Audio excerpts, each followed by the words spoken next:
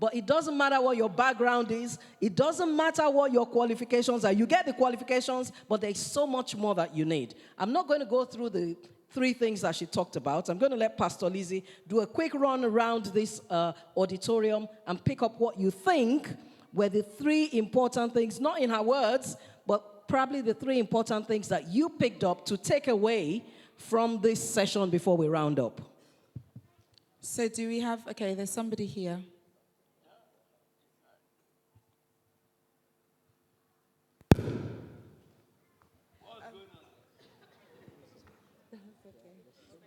From the beginning, she mentioned don't just survive, but thrive. Don't just survive, but thrive. Don't just survive, but thrive. Yes. Somebody over here. Oh, sorry. Can I see, there's someone here. There was somebody just here in the red. Can everybody put your hands up boldly? Thank you. Okay, and someone at the back there.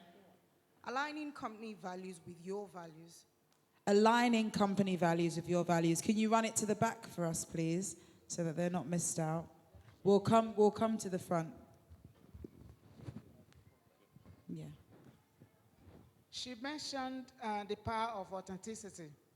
Power of authenticity. That's actually one of my company's key values. Yep.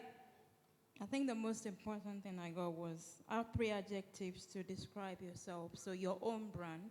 Yeah. And mine, I wrote, was excellence, hardworking, and integrity. Okay, to the front, please. And there were 2 more people on this side. In addition to being authentic, she also mentioned, or she spoke about perception. So how you're perceived within an organization, how you perceive yourself, and how you want others to perceive you, and to always be consistent in your behavior. Okay. And there's a person at the back, and then Pastor Nico. I'm going to touch on 2 things very quick. So first, she talked about your education is not something that gets you everywhere. And I think Pastor mentioned that as well.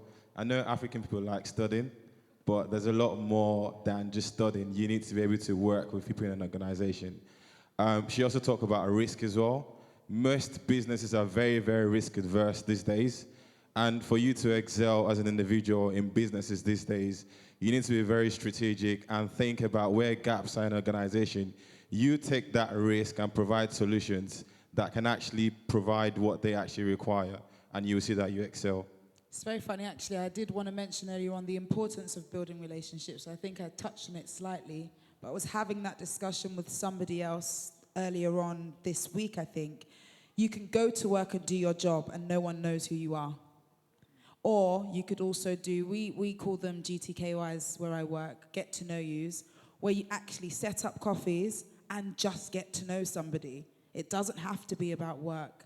And they might remember you just because you have a shared interest in gospel music, like she was saying, football, whatever it is. But building relationships, even virtually, not just face-to-face, is so important, I think, to your career progression. There was somebody at the front here.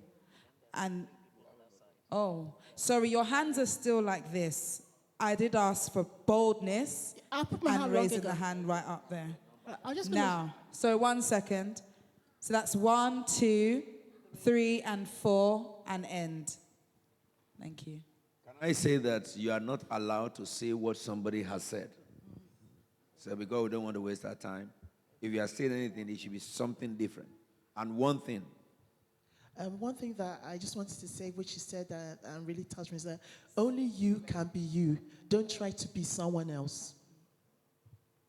I think she mentioned about perception, about having a very positive perception, because how you present and carry yourself determines how people will take you.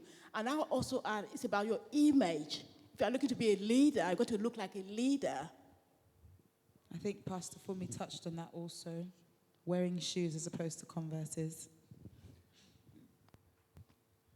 Don't start me off. Well, there's just one thing I wanted to share briefly is the fact that risk, the best definition I've come about on risk is the I'll repeat that. Risk, that people talk about risk and they're afraid in terms of risk, but risk is the emotive language we use to describe uncertainty. Whenever we're uncertain, we think it's risky, but actually it's just an emotive language. Risk is an emotive language that describes or masks the value of uncertainty. There was the person behind you. She also mentioned that we should not be fearful in taking, that fear should not have a place for us to be successful. And that she also mentioned trust as well, which I was able to take in those two aspects. We should not be fearful and we should trust. People should be able to trust in us. So fear being the evidence of something appearing. What does it say fear give birth to? She talks about failure give you experience to know how to do it better. She said, sorry, are you answering the question or making a submission? Because the pastor asked the question. Could I just get the answer before the next person? I've actually asked you. Failure gives you experience to know how to do it better. Okay. It gives you experience to know how to do it better. Another thing I picked from her is that be confident in all that you do. Be comfortable to take risks. And then don't keep quiet, be proactive, and don't have fear. And the last person at the back. Finally, she talks about the process of changing perception. You can change perception. And the process she outlined, that was a big learning curve for me tonight. Thank you. Thank you very much. I also observed that she said something about bringing your whole self to every situation. Bring your whole self to work. So she brings Carla the singer, Carla the writer, Carla the banker.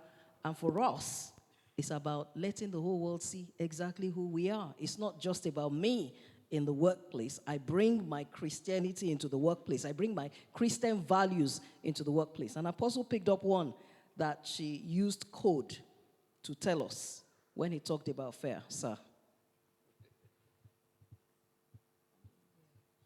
She said, fear has a gift, and the gift is spirit. Did you pick it up? Because she was talking about you are not given the spirit of fear that you may fall under slavery. So she said, fear has a gift, and the gift is spirit. So that is bringing scriptures into corporate world.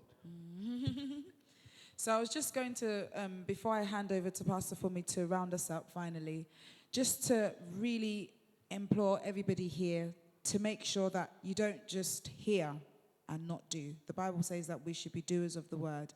And albeit this was not the Bible, this is something I think that was very impactful. And we've all written down takeaways. And I really do hope that all of us work on those takeaways, whether it's dropping a positive thought into somebody's mind and or turning up to a meeting and setting aside that fear and not allowing yourself to be inhibited by it. So please, let's act on everything that we've heard this evening.